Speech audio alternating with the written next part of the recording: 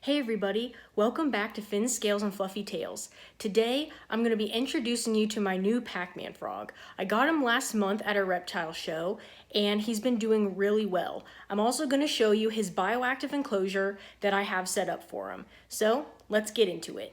So, right down here in this little cup, this is Cake, my Pac-Man frog. His coloring, I believe, is something called a sunset, which is a mix between the strawberry pineapple and something else. I'm not really sure. I don't remember. Originally, when I wanted a Pac-Man frog, I really wanted a strawberry pineapple because I thought that was awesome. Like, who knew that Pac-Man frogs came in pink, right? So I was super excited about that. His name is Cake, and I don't actually know if he's a male or a female, to be honest. And I won't know for a while. But I thought he was super cool, and I couldn't help but get him when I saw him at the show. And I have him in this little cup, and I rinsed him off a little bit so you guys could see him better, because definitely when he's in his tank, he's buried the whole time.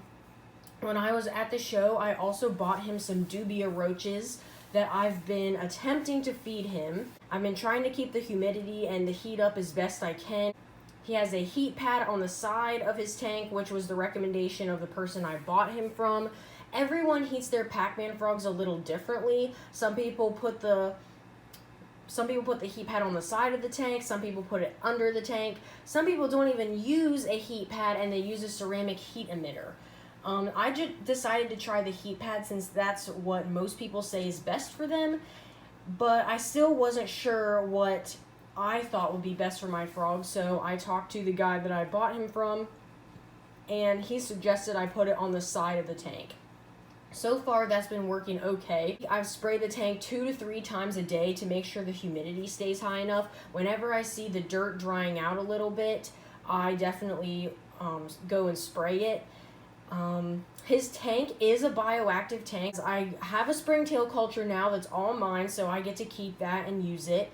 But I was super excited to finally get Cake because I've been wanting a Pac-Man frog for a while. I've done a ton of research on them, and I was so excited that I was able to get one at this show. So the next thing I'm going to do is I'm going to show you how I set up Cake's bioactive enclosure. So this is where Cake lives in my apartment. His tank is bioactive. He lives in a 10-gallon aquarium that I had. And as you can see, he's on top of a dresser in my bedroom. I have a pretty small apartment, so I find room for my pets wherever I can. And this was the best place that I could keep him. So a little bit about this tank. Like I said, this is a 10-gallon. I'll start at the top. This screen lid was about $10 from Petco, I believe. The holes are too big for it to be an actual screen. This is basically just like a wire lid. So to help hold in the humidity, I have some plastic wrap that is kind of wrapped loosely around most of the lid, but I did leave some open on this side so that there could be some ventilation. But Pac-Man frogs do need pretty high humidity in their enclosure, so I needed something to help hold in the humidity. This is his temperature gauge. The probe is in there on the dirt. It reads 79.3, which is pretty good.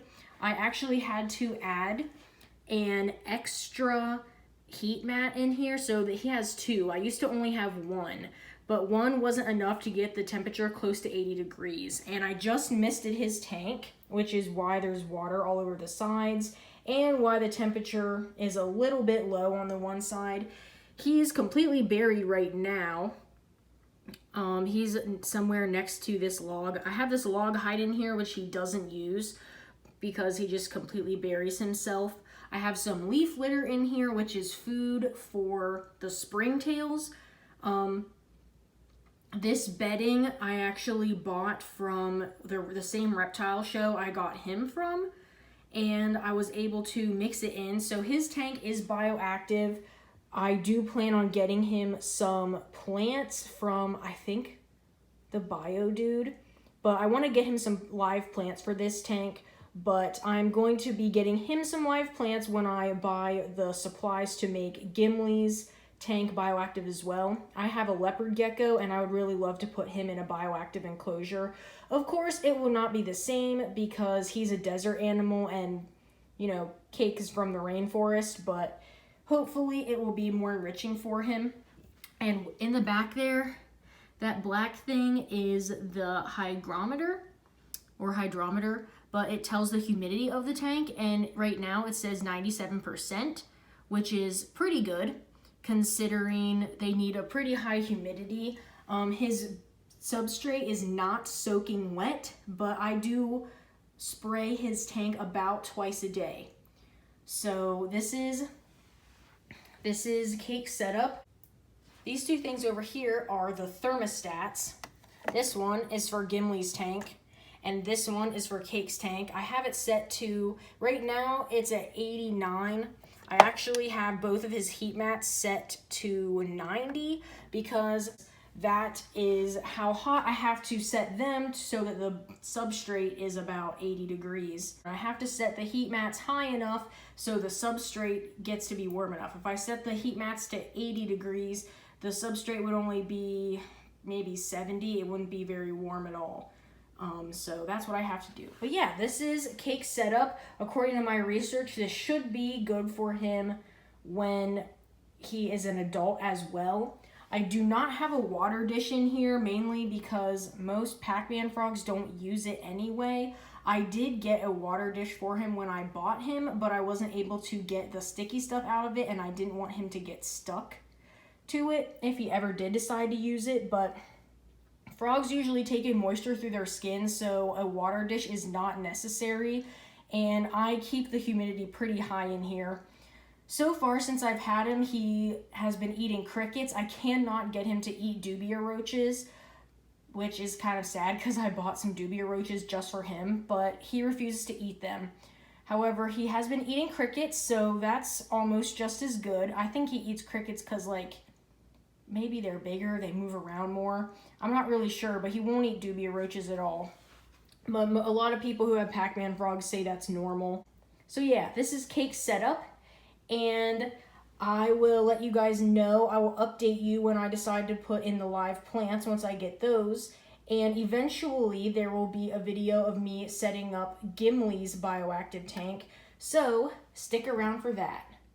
Thanks so much, guys, for sticking around. If you're new here, hit that subscribe button so you can see more of my animals, and I can't wait to see you on the next one. Don't forget to also follow us on Instagram. We do have an Instagram page called Finn Scales Fluffy Tails. I wasn't able to fit the and in there, but it's pretty similar. I'll have that link down below. Thank you guys so much for coming back, and I'll catch you on the next one.